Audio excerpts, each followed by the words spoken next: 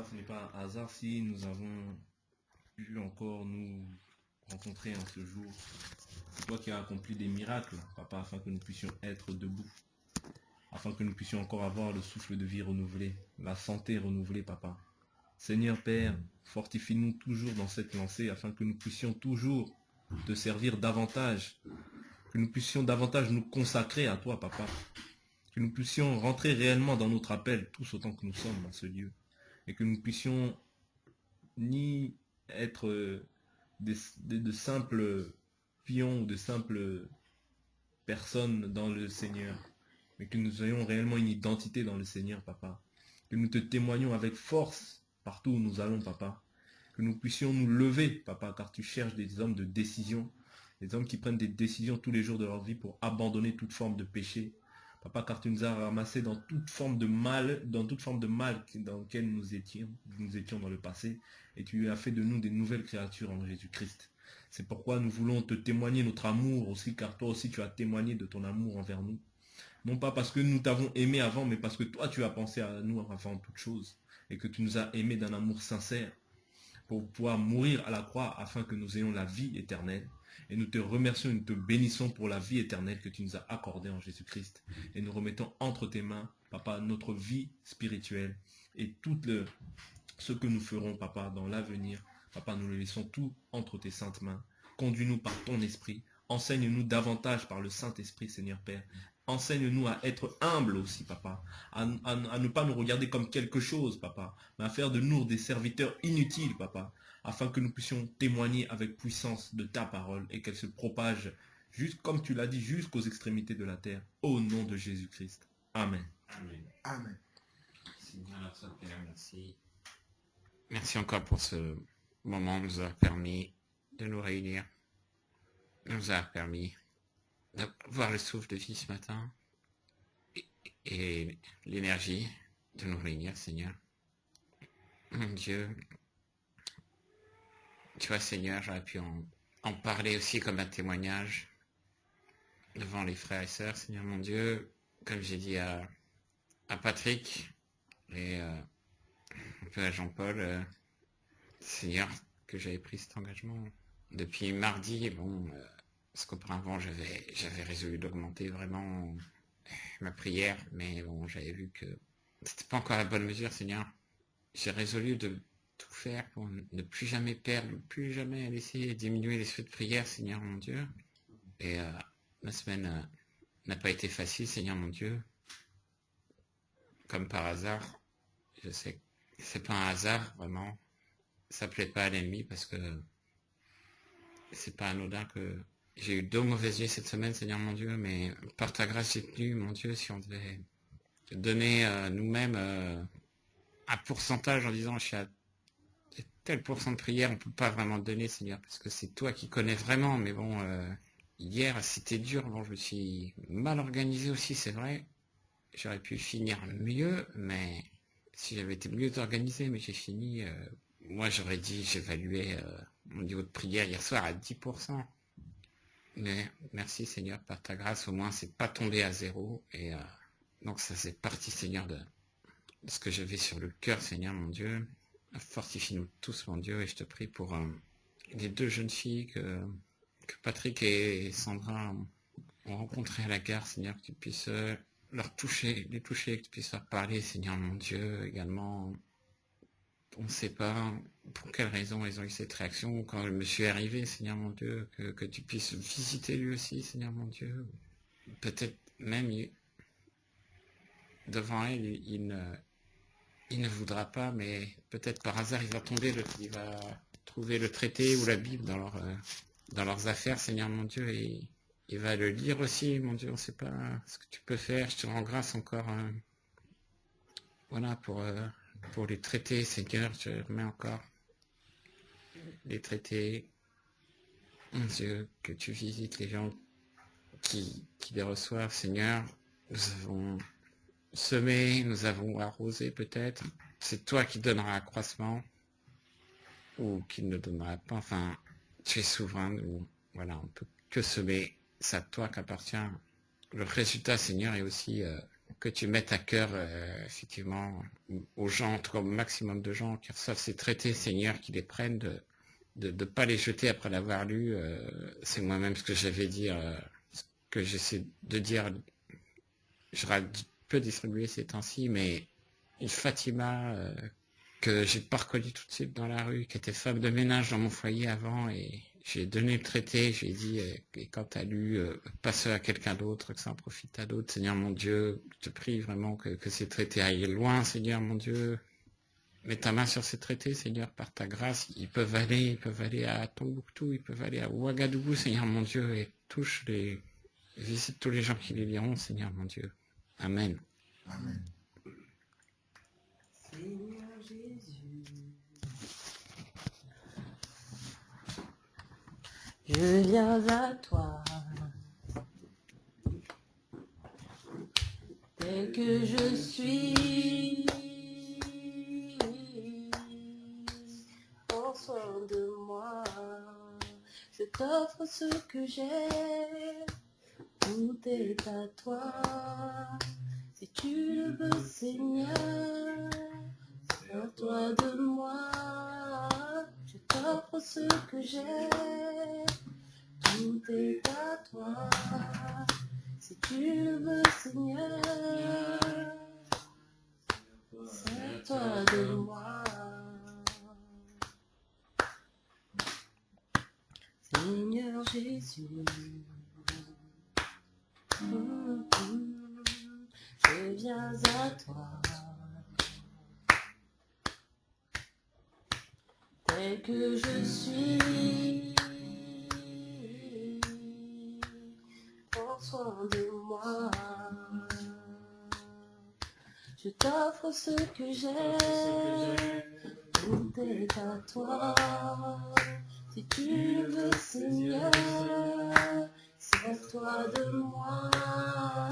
Je t'offre ce que j'ai, tout est à toi. Si tu le veux, Seigneur,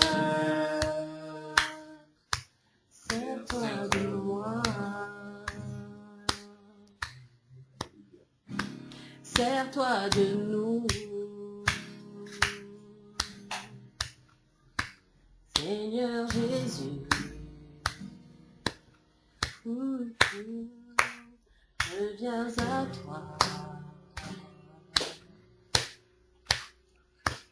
tel que je suis.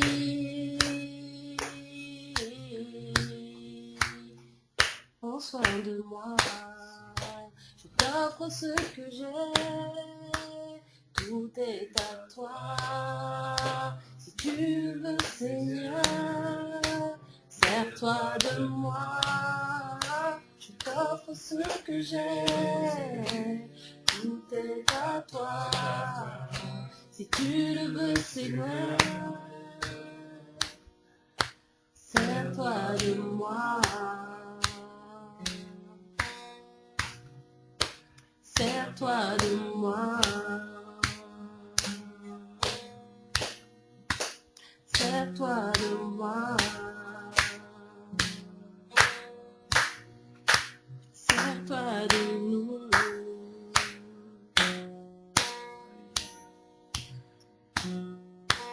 Dieu est un Dieu puissant, il règne de son saint lieu avec sagesse, amour. Oui, Dieu est un Dieu puissant, car Dieu est un Dieu puissant, il règne de son saint lieu avec sagesse, amour. Oui, Dieu est un Dieu puissant, car Dieu est un Dieu puissant, il règne de son saint lieu avec sagesse, amour. Oui, Dieu est un Dieu puissant, car Dieu est un Dieu puissant, il règne de son saint lieu avec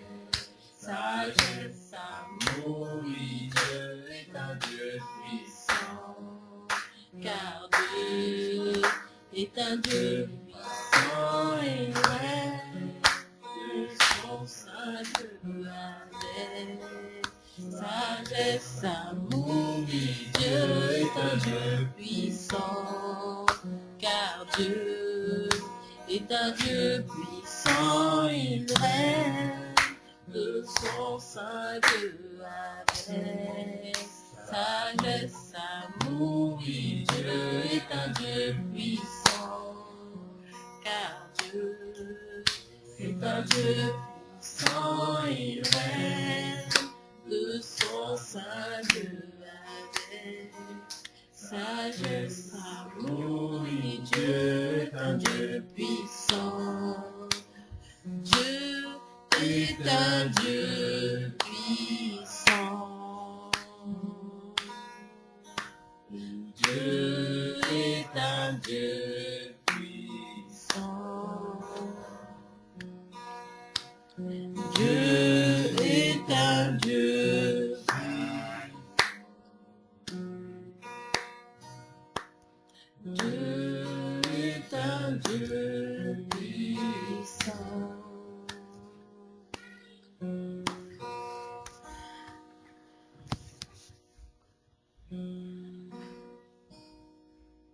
Jéhovah, tu es élevé. Jéhovah, tu es le Dieu très haut. Jéhovah, Tu es élevé. Jéhovah, Tu es le Dieu très haut. Jéhovah, Tu es élevé. oui, Tu es le Dieu très haut. Jéhovah, Tu es élevé.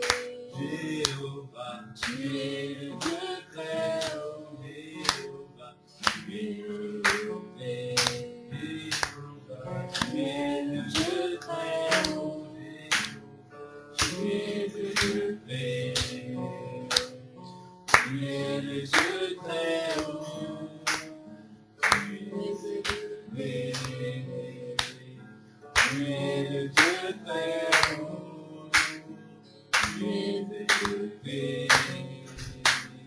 Tu es le Dieu très haut. Jéhovah, Tu es élevé. Jéhovah, Tu es le Dieu très haut. éternel. Tu es élevé. Tu es le Dieu très haut. Tu es élevé. Tu es le Dieu très haut. Tu es élevé. Tu es le Dieu très haut. Tu es élevé. Tu es le Dieu très haut. Tu es élevé. Tu es le Dieu très haut. Tu es élevé. Tu es le Dieu très haut. Tu es élevé. Tu es le Dieu très haut. Que le ciel dise, je suis fort. Que le pauvre dise, je suis riche. Que l'aveugle dise, je vois. Car Jésus-Christ agit en moi. Je ne connais pas très bien la suite.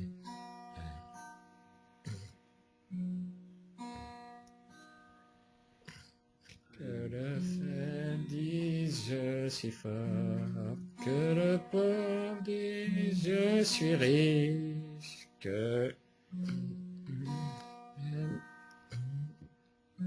l'aveugle dise je vois, car Jésus-Christ agit en moi. Hosanna, Hosanna. Je reviendrai des profondeurs dans les bras de mon sauveur. Je ne connais pas encore assez. Contempler mon Dieu sur son trône. Vivre avec Jésus dans le ciel. Jeter à ses pieds ma couronne, c'est là le bonheur éternel. C'est mon bras droit qui tourne.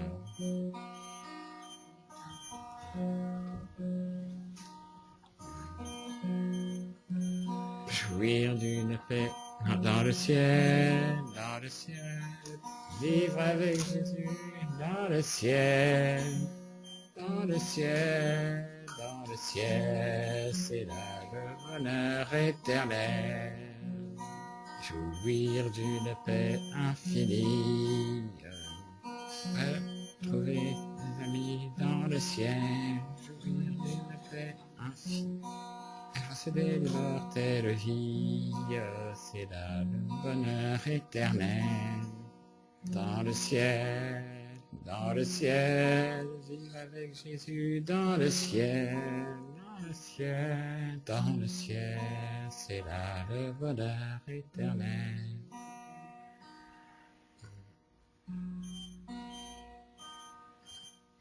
Le bras droit, j'ai l'impression. Seigneur Dieu, nous voulons te remercier, nous voulons te dire merci Seigneur. Merci pour aujourd'hui, merci pour ce jour que tu permets encore que nous puissions nous réunir, Papa.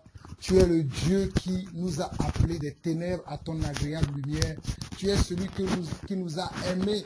Lorsque nous n'étions pas aimables, toi tu nous as aimés parce que tu n'es pas un Dieu d'intérêt. Tu es un Dieu qui a aimé l'humanité, qui continue d'aimer encore l'humanité. Père, je te dis merci. Merci pour ce beau dimanche. Merci pour ce beau soleil qui luit sur notre tête. Merci Seigneur Dieu pour la vie de chacun d'entre nous. Merci Seigneur pour nos parents. Merci Seigneur pour nos enfants. Merci Seigneur pour nos familles, nos frères et sœurs, nos cousins, nos tantes, nos cousines, nos oncles. Merci Seigneur Dieu pour chacun des membres de nos familles, Papa. Nous te disons merci pour leur vie. Pour ceux qui sont malades, nous te disons aussi merci pour leur guérison. Car nous savons que c'est toi qui guéris et que les médecins portent le nom. C'est toi qui es le vrai guérisseur et le grand guérisseur. Papa, merci pour ceux que tu as déjà guéris et merci pour ceux que tu vas encore guérir, Papa. Merci encore pour chacun de nos familles, pour chacune de nos familles que tu as déjà touché et que tu vas encore toucher dans les prochains jours, les prochaines semaines, les prochains mois, les prochaines années qui vont venir. Nous attendons à toi. Nous attendons à toi, car tu fais au-delà de ce que nous pouvons imaginer ou même penser, Papa. Seigneur, nous n'avons pas pensé qu'aujourd'hui, tu vas nous parler, tu vas nous rassurer. Mais aujourd'hui, tu nous as parlé et que tu nous as rassurés encore. Tu nous as parlé que nous ne sommes pas des religieux. Tu nous as parlé que nous ne sommes pas, surtout, Seigneur Dieu, des enfants illégitimes, mais que nous sommes des enfants légitimes. Ceux que tu as prédestinés au salut, ceux que tu as aimés avant la fondation du monde, ceux que tu as appelés à toi. Et tu as appelé non seulement nous qui sommes ici, mais tu as encore beaucoup de personnes à encore appelées dans ce monde, mais tu as besoin de nous afin d'appeler ces personnes. C'est pour cela que nous te remercions pour l'assurance que tu mets dans le cœur de chacun d'entre nous, afin que lorsque nous serions en contact avec ces personnes, que tu vas encore amener dans ton royaume, que les mots qu'il faut, les paroles qu'il faut, soient dans notre bouche, afin que nous puissions parler à ces personnes et qu'ils soient touchés, non pas parce que nous sommes, mais parce que ta parole est en nous, Papa. Merci parce que tu nous donnes de l'assurance. Merci parce que tu nous donnes de la sagesse. Merci parce que tu nous donnes de l'espérance. Merci surtout parce que tu nous donnes le discernement afin de discerner, Seigneur Dieu, les temps, les saisons, les circonstances, Seigneur, afin de tout discerner et que rien ne passe à la trappe, Papa. Merci, Seigneur Dieu, que toute la gloire et la puissance te soient rendues, Papa. Seigneur, je ne pourrais pas finir ce moment de prière sans penser, Seigneur Dieu, à toutes ces Bibles que nous avons déjà distribuées. Ces Bibles ne contiennent pas nos paroles, mais elles contiennent ta parole, Papa. C'est pour cela que, Père, dans le nom de Jésus, nous te prions maintenant que tu touches les cœurs qui vont prendre le temps de méditer les paroles qui sont dans ces Bibles, qui vont prendre le temps de méditer les paroles qui sont dans ces traités que nous avons distribués ensemble avec ces Bibles, Papa. Seigneur, touche le cœur de ces personnes.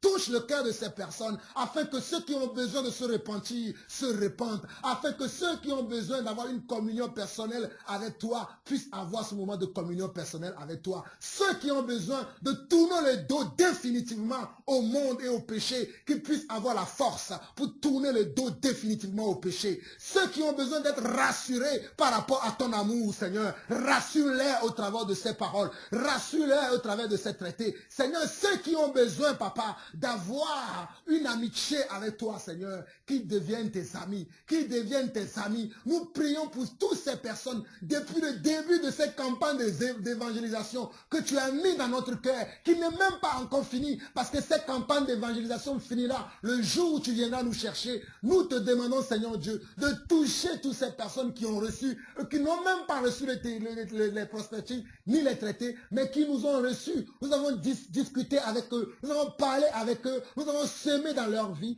Nous te les présentons aujourd'hui, Papa. Nous te présentons même les cas difficiles parmi toutes ces personnes que nous avons rencontrées. Il y a certainement des cas difficiles. Il y a des cas qui dépassent l'entendement humain. Mais Seigneur, là où l'homme s'arrête, toi, tu ne t'arrêtes pas. C'est pour cela que tu t'appelles Dieu. C'est pour cela que tu es Dieu, Papa. Là où nous nous arrêtons, toi, tu continues. Là où nous sommes fatigués, toi, tu n'as pas de repos.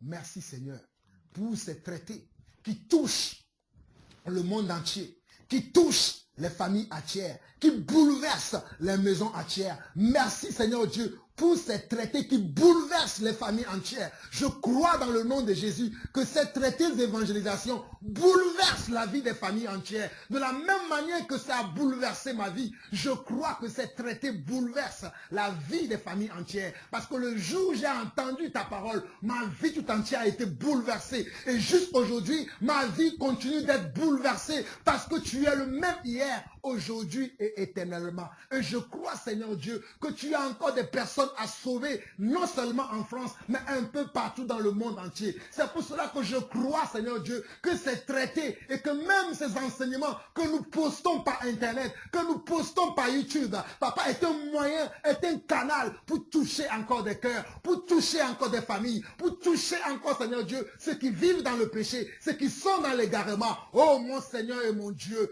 puisse toucher encore les gens, puisse-t-il toucher encore les gens, que ton cœur puisse toucher encore ces hommes qui ont perdu, Seigneur Dieu, le droit chemin, qui ont oublié le droit chemin. Nous t'en supplions, Papa. Toutes ces personnes qui ont oublié le droit chemin, toutes ces personnes qui se sont égarées, s'il est encore possible, Papa, ramène-les dans le droit chemin. Ramène-les dans le chemin de la vérité et la vie. Ramène ces personnes dans le chemin de la vérité et la vie. Ramène ces personnes dans le chemin de la vérité et la vie. Oh mon Dieu, s'il te plaît, nous t'en supplions. Nous sommes ton église. Car tu dis dans ta parole que lorsque nous prions, Papa, que nous devons croire que ce que nous disons arrive, Seigneur. Seigneur, mes frères et mes soeurs ici présents, crois que ce que nous disons va arriver. C'est pour cela que nous nous attendons à recevoir des témoignages. Nous nous attendons à recevoir des témoignages. Nous nous attendons à voir de nos propres yeux des miracles. Nous nous attendons à voir de nos propres yeux des merveilles. Nous nous attendons à voir de nos propres yeux, Seigneur Dieu, oh, des guérisons divines, des guérisons, oh, surnaturelles, des guérisons que nous n'avons jamais vues, des témoignages que nous avons entendus, des choses que nous n'avons jamais vues ni entendues. Ce sont les choses que nous allons voir. Car toi, Seigneur, tu t'es levé de ton grand trône. Tu t'es levé de ton grand trône. Tu n'es plus assis. Tu t'es levé, Papa, pour nous montrer, Seigneur Dieu, oh, ta bonté, pour nous montrer ta bienveillance. Et nous sommes dans les expectatives encore. Seigneur Dieu, aujourd'hui, nous sommes dans les expectatives de voir les prochaines semaines, les prochains mois de notre vie et de nos familles transformés par ta parole, transformés par nos prières. Car nous croyons que quand nous prions pour nos familles, quand nous prions pour nos enfants, tu nous écoutes. Quand nous prions pour cette France que nous habitons, que tu nous as donnée, tu nous écoutes. Nous te présentons le président de cette ville, de cette nation, de ce pays, la France. Nous te présentons les maires, les préfets, nous te présentons les députés, Papa. Que toutes ces personnes, Seigneur Dieu, puissent contribuer, Seigneur Dieu, à ce que nous puissions mener une vie digne de toi. Qu'ils votent, Seigneur Dieu, des lois lois qui ne sont pas contre ta parole, qu'ils puissent voter et adopter des lois qui ne sont pas contre ta parole, afin que nous puissions mener une vie joyeuse et paisible dans cette nation qui est la France, Seigneur Dieu. Seigneur, nous n'oublions pas nos frères, nos sœurs qui sont dans les autres pays, qui sont dans les autres continents, car nous ne sommes pas les seuls chrétiens sur la terre. Nous n'oublions pas nos frères en Afrique, nous n'oublions pas nos frères aux États-Unis, nous n'oublions pas nos frères en Océanie, nous n'oublions pas nos frères en Asie, nous n'oublions pas nos frères, Seigneur Dieu, dans tous les contrées du monde entier, surtout ceux-là qui sont persécutés dans les pays où ils ne peuvent même pas parler de toi. Nous pouvons parler encore de toi, mais eux, ils sont privés de parler de toi, ils sont privés de témoigner leur amour, ils sont privés, oh Seigneur Dieu, de même, Papa, témoigner de ce qu'ils croient. Mais nous, en France, nous ne sommes pas encore arrivés à ce stade. C'est pour cela que, Père, nous te les présentons encore aujourd'hui. Donne-leur le courage de pouvoir supporter les persécutions qu'ils supportent tous les jours, les mépris qu'ils supportent tous les jours, oh, les hontes qu'ils supportent tous les jours. Nous te demandons de leur donner le courage, la persévérance, surtout de leur donner la persévérance, car nous savons que c'est après la persévérance que nous pouvons obtenir ce qui nous est promis. Au Père, dans le nom de Jésus, voici ton église qui crie à toi. Voici tes saints qui crient à toi. Nous sommes tes saints aujourd'hui. Nous sommes ton église aujourd'hui. Tu nous as appelés à toi afin que nous puissions parler de toi, afin que nous puissions témoigner de toi. Oh Papa, oh daigne nous donner un cœur doux, un cœur lent à la colère, un cœur obéissant, un cœur qui te craigne, Papa. Telle est ma prière aujourd'hui. Sois béni, mon Dieu. Sois élevé. Sois glorifié. Tu es notre Dieu, Papa. Merci, Seigneur. Merci, Jésus. Alléluia. Merci, Seigneur. Merci, Jésus. Merci, Seigneur. Oh, Alléluia, Jésus. Alléluia. Merci, Seigneur. Merci, Seigneur. Nous t'aimons, Seigneur. Nous t'aimons, Seigneur. Nous t'aimons, Seigneur. Alléluia. Alléluia. Si quelqu'un a envie de prier encore, il peut prier. Nous sommes libres dans le Seigneur.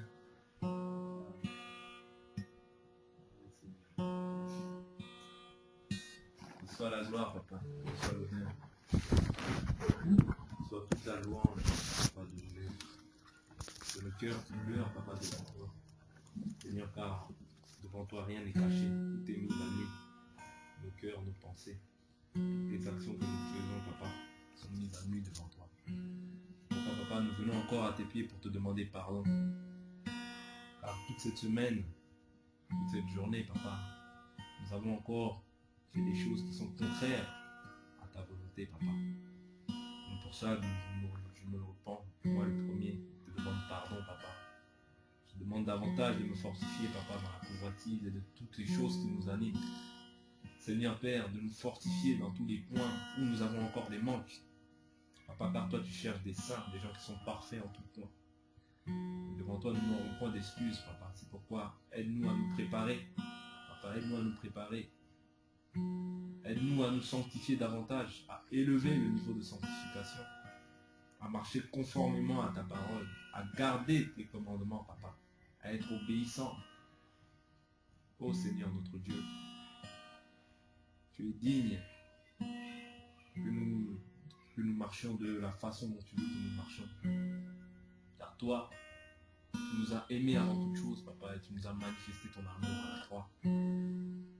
En contrepartie, tu veux aussi que nous montrons que nous t'aimons en gardant tes commandements et en prêchant la bonne nouvelle. Seigneur Père, aide-nous à avoir de l'assurance. Aide-nous à ne pas avoir honte de toi, car tu dis que celui qui me témoigne devant les hommes, moi aussi je le témoignerai devant mon Père. Celui qui me renie devant les hommes, moi aussi je le renierai devant mon Père.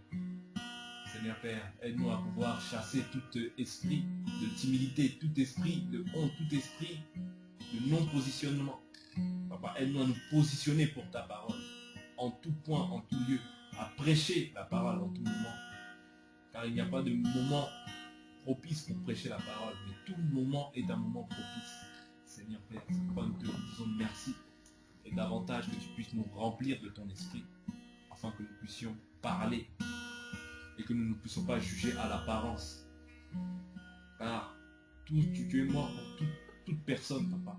Pour toute nation. Tu as racheté des peuples de toute nation et de tout peuple, Papa, par ton sang. Et c'est pourquoi nous te disons merci, Papa. Nous te rendons grâce pour nos familles. Nous te rendons grâce pour nous-mêmes que tu as maintenus en vie, papa. Pour nos enfants et pour tous nos entourages, pour les gens de ce bâtiment pour lequel je prie, papa. Seigneur Père, afin qu'ils puissent donner leur vie à Jésus-Christ. Qu'ils ne puissent pas rester dans des religions d'hommes, papa. Seigneur Père, c'est toi. Moi, je peux simplement parler, mais toi, tu peux convertir. Toi, tu peux toucher. Toi, tu peux faire des choses inattendues, papa. Toi, tu peux même envoyer des personnes, des musulmans à cette porte, Seigneur Père, pour que nous puissions leur annoncer la parole. Car c'est toi qui touches et qui convertis les cœurs, papa. Nous ne sommes que nous sommes que envoyés, papa, pour annoncer la bonne nouvelle. Maintenant, papa, fais des miracles, opère encore des miracles, que ce soit dans nos familles, que ce soit dans cet immeuble ou dans notre ville, papa. Opère des miracles, papa.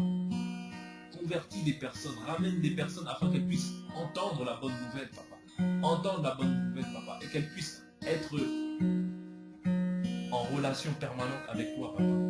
Car nous ne sommes que des billets pour ramener à Jésus-Christ. Pour ramener à Jésus-Christ et non pas à un endroit, papa. Seigneur Père, si tu as permis que cet endroit soit un lieu où nous puissions te glorifier, que la gloire te soit rendue à toi et à toi seul. Que nous, en tant que personne, nous soyons effacés. Que toi seul, ton esprit puisse régner en ce lieu, papa. Que tu puisses nous conduire vers les personnes qui te cherchent réellement. Des personnes qui sont mortes spirituellement, papa. Afin que toi seul, tu puisses les ramener à la vie. Oh Seigneur Père, quel autre miracle les hommes cherchent, papa. Cherchons des grands miracles. Le plus grand miracle, papa, c'est une personne qui passe de la mort à la vie. Seigneur Père, pour cela, je te dis merci, car nous, tu ne nous as pas caché cette vérité. Tu nous as ouvert, tu nous as conduits dans toute la vérité. Maintenant, aide-nous, nous aussi, à propager cette vérité et à ne pas la garder captive pour nous-mêmes, papa. À la propager partout, dans nos familles, dans notre travail, dans le lieu où nous habitons, papa, dans notre bâtiment, dans notre ville, papa. Proclamer ta parole avec force. Seigneur Père, je te rends grâce pour ce moment de partage avec les frères. Seigneur Père, que ce moment, papa, puisse nous édifier davantage, puisse nous donner de l'assurance, papa, puisse nous fortifier, papa. Si quelques-uns d'entre nous s'étaient refroidis, papa, que tu puisses les fortifier encore à travers cet échange, papa, et que tu puisses comprendre que nous ne le faisons pas pour la gloire d'un homme, ni pour la gloire des gens de ce monde, mais que nous le faisons pour ta gloire à toi seul, papa. Pour que toi seul tu sois glorifié. Pour que les gens puissent reconnaître l'état de leur vie, papa, qui est pitoyable, car même en ayant des millions et des millions, papa, l'âme, quel que vendrait un homme pour son âme, papa? Rien du tout, Seigneur Père. C'est pourquoi nous te disons merci de ce que tu nous as racheté, de ce que tu nous as fait passer des ténèbres à la lumière. Nous te disons merci de ce que tu nous maintiens encore dans la vérité. Maintiens-nous davantage dans la vérité, sans préjugés, sans quoi que ce soit, papa, mais que nous marchions simplement dans la vérité et que nous gardions tes commandements fermement. Je te revienne toute gloire et tout honneur, papa, au nom de Jésus-Christ. Amen. Amen. Donc, nous allons finir nos questions, mais là, on va voir une seule question pratique. La dernière fois, j'en avais parlé avec le frère Patrick, mais bon, je pense que tout le monde n'était pas là et je pense aussi, parce que j'avais parlé avec plusieurs personnes aussi par téléphone et par Internet. Donc, je trouve que c'est intéressant de parler à tout le monde. Comme ça, tout le monde va savoir. C'est la question qui concerne le jeûne. Comment préparer un jeûne? Comment préparer un jeûne? Parce que d'habitude, les gens, quand ils veulent jeûner, ils se lèvent du jour au lendemain comme ça et ils commencent à ne pas manger. Alors que tous les jours, ils mangent 3 fois par jour ou bien ils mangent 4 fois par jour. C'est pas comme ça qu'on prépare un jeûne. Lorsque tu veux entamer un jeûne, il faut le préparer, que ce soit spirituellement et même physiquement, il faut préparer le jeûne. Parce que si tu manges 3 fois par jour et que tu veux faire un jeûne de 14 jours, tu ne peux pas te lever comme ça. Aujourd'hui, nous sommes dimanche, demain, tu dis, ah, ok, je vais faire un jeûne de 14 jours, et tu te lèves comme ça, tu commences le jeûne de 14 jours. Tu vas probablement avoir beaucoup. Je ne dis pas que c'est impossible que tu ne peux pas le faire. Tu peux le faire, mais avec beaucoup de difficultés. Alors que si tu le prépares une semaine en avance, tu n'auras pas beaucoup de difficultés à le faire, mais tu auras que du courage, de la persévérance, tu auras que des ressources pour le faire. C'est-à-dire, quand tu veux préparer un jeûne de 14 jours, déjà 7 semaines avant, c'est-à-dire, j'ai dit 7 semaines, 7 jours avant, c'est-à-dire une semaine avant, tu commences à préparer les jeûnes que tu vas entamer, les jeûnes de 14 jours. C'est-à-dire, si tu commences tu veux commencer le jeûne de 14 jours dans une semaine, la dernière semaine, avant la semaine où tu vas démarrer le jeûne, tu commences à réduire tes fractions de nourriture. C'est-à-dire, si tu mangeais 3 fois par jour, le premier jour, tu vas manger combien? 2 fois. Le troisième jour, 2 fois encore. Le 4e jour, tu descends, tu reviens à un repas par jour jusqu'au 7e jour. Comme ça, quand le jour où tu vas démarrer le jeûne va arriver, tu seras prêt pour faire un jeûne de 14 jours sans manger, c'est-à-dire ne boire que de l'eau ou de jus en fonction du jeûne que tu as choisi. Parce que nous savons que, on a vu le nombre de jeûnes qu'on peut avoir. Il y a le jeûne de sauter un repas, il y a le jeûne du matin jusqu'au soir, il y a le jeûne de 3 jours, il y a le jeûne de 7 jours, de 14 jours, ainsi de suite, selon la disponibilité et selon la détermination de chacun. Comme moi je l'ai dit, moi je n'ai jamais jeûné 40 jours. Dans ma vie, je ne l'ai jamais fait. Et je ne pense même pas que je le ferai. Parce que c'est Dieu qui peut te demander de faire un jeûne de 40 jours. Nous avons vu cela dans l'enseignement que les 3 personnes dans la Bible qui ont fait un jeûne de 40 jours, c'est Dieu qui les a demandés. À part ça, personne d'autre l'a fait. Il y a Moïse qui l'a fait, il y a Élie qui l'a fait, et il y a aussi Jésus qui l'a fait. À part les 3 personnes-là, je n'ai vu aucune autre personne dans la Bible qui a fait un jeûne de 40 jours. Donc que quelqu'un ne se lève pas comme ça, oui, moi je vais aller jeûner 40 jours, si Dieu ne te le demande pas. Ces 3 personnes-là, c'est parce que Dieu les avait demandées et Dieu les avait préparées. Si vous vous souvenez de l'enseignement, quand je parlais d'Élie, avant qu'Élie ne jeûne 40 jours, Dieu lui a fait manger une nourriture par un corbeau. Je ne sais pas, le corbeau lui a amené une viande, je ne sais pas ce qu'il y avait dans cette viande-là, mais Élie a pu marcher pendant 40 jours sans manger ni boire. Moïse, il est monté à la montagne, il a prié 40 jours avec le Seigneur, il est descendu avec la table des lois. Et lorsqu'il est descendu, il a vu que ses frères ont fait des veaux d'or. Il a été même fâché, il a jeté la table d'or sur le veau d'or. Il était contraint de repartir encore pour refaire à nouveau 40 jours. Donc il a jeûné 40 jours 2 fois. Et Dieu, notre Dieu lui-même, Jésus, dans Matthieu 4, Luc 4, Marc 4, a jeûné lui aussi 40 jours et c'est Dieu lui-même qui lui a demandé. Je cite ces exemples-là pour que vous puissiez comprendre qu'on ne se lève pas comme ça pour jeûner. Mais on a déjà vu ça, hein, c'est un petit rappel. Maintenant, pour rentrer dans le jeûne, il faut une préparation. On ne peut pas se lever du jour au lendemain comme ça, oui, je jeûne. Non. Il faut le préparer, il faut préparer ton corps. Si tu as habitué ton corps au gâteau, au yaourt, à toutes ces choses-là, et que tu veux démarrer un jeûne, et que tu ne vas plus manger le gâteau, ni le yaourt, ton corps, lui, n'en sait rien. Donc, comme ton corps n'en sait rien, il faut le préparer à l'avance. C'est-à-dire quelques jours à l'avance. Quand tu vas manger tes repas, tu vas oublier de manger tes gâteaux. Quand je dis oublier, ça veut dire tu l'oublies sciemment. Tu dis, ah oui, comme je sais qu'à partir de la semaine prochaine, je vais commencer mon jeûne, je ne prends plus de dessert. Après, tu vas même commencer à sauter même les repas. Si c'est les repas que tu mangeais 3 fois, 4 fois, 5 fois par jour, tu vas réduire ta manière de manger. Comme ça, quand tu vas rentrer dans le jeûne, tu ne seras pas embêté par ton ventre. Parce que si tu as habitué ton ventre à la nourriture, le jour où tu vas lui en priver, le ventre, lui, il va te demander. Mais si tu t'organises à préparer ton ventre à recevoir cette nouvelle attitude dans laquelle tu vas être, et comment je vais dire, ce nouveau départ, cette nouvelle chose que tu vas faire, si tu prépares ton corps aussi va accepter. Mais si tu ne le prépares pas, tu vas commencer un jeûne, mais tu ne vas pas pouvoir la finir. C'est pour ça qu'un jeûne, on ne se lève pas comme ça d'un coup de tête, je vais jeûner. Je ne dis pas que c'est impossible. Hein. Quelqu'un ne va pas me dire, ah oui frère, tu dis ça, mais moi, je n'ai jamais préparé un jeûne, mais j'ai réussi à faire un jeûne de 3 jours, de 4 jours, de 6 jours, même de 40 jours. Je ne dis pas que c'est impossible. Mais je dis que pour avoir la sagesse, en tant que des enfants de Dieu, pour être sages, avant de rentrer dans un jeûne, ne serait-ce qu'un jeûne d'un jour, il faut le préparer. Parce que tu as habitué ton corps déjà à la nourriture. Moi, je me rappelle le nombre de jeûnes que j'ai fait dans ma vie. Je ne peux pas savoir combien j'en ai fait. Mais je me rappelle que lorsque je faisais des jeûnes de plus de 2 jours, je préparais mon corps. C'est la première fois où je l'ai fait, que je n'ai pas préparé mon corps, je n'ai pas pu tenir. Le deuxième jour, J'ai abandonné le jeûne, j'ai couru tout de suite au frigo, j'ai mangé tout ce qu'il y avait dans le frigo. Parce que je n'avais pas préparé mon corps. Mais lorsque j'ai appris plus tard à comprendre que non, lorsque je veux rentrer dans le jeûne, il faut que je prépare mon corps, cela ne m'est plus arrivé. Parce que j'ai préparé mon corps à l'avance. C'est-à-dire que si la semaine qui va arriver là, je décide de faire un jeûne de 7 jours, ça veut dire que déjà depuis la semaine prochaine, j'ai commencé à préparer mon jeûne. C'est un exemple que je donne. Si la semaine qui va arriver là, j'ai décidé de faire un jeûne de 7 jours, 4 jours, 3 jours, ça veut dire que la semaine qu'on vient de finir ce dimanche là, j'avais déjà commencé à préparer ce jeûne là, que ce soit et dans la prière et mon corps. Dans la prière en disant quoi? Je détermine pourquoi je jeûne. Donc dans la prière, je commence déjà à prier pour demander à Dieu les directifs, pour demander à Dieu qu'il me parle, pour demander à Dieu qu'il me remplisse, pour demander à Dieu qu'il me donne quelque chose.